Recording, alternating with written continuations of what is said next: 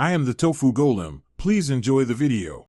You start by preparing the phone so Android Studio can see it. On your Redmi, enable developer options and then switch on USB debugging and install via USB. This gives the OS permission to deploy apps. Once done, connect the phone with a quality USB cable and pick File Transfer, MTP, so ADB can enumerate the device. Make sure the phone screen is unlocked and accept any RSA debugging prompt. That confirmation is what lets your computer install and run builds. Now prepare the project. Choose the app module and the appropriate build variant, typically debug for development.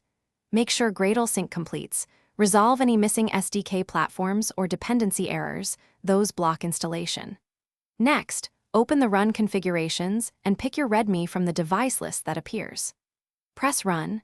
Android Studio compiles an APK or app bundle and uses ADB to install it. Watch the Run window for install progress and immediate runtime logs to confirm success.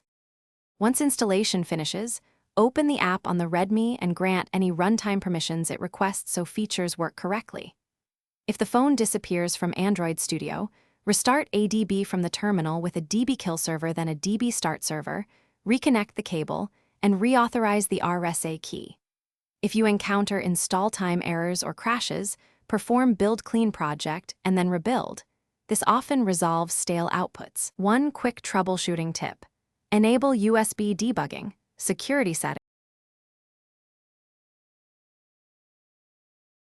Thanks for watching. Consider subscribing if we helped you today.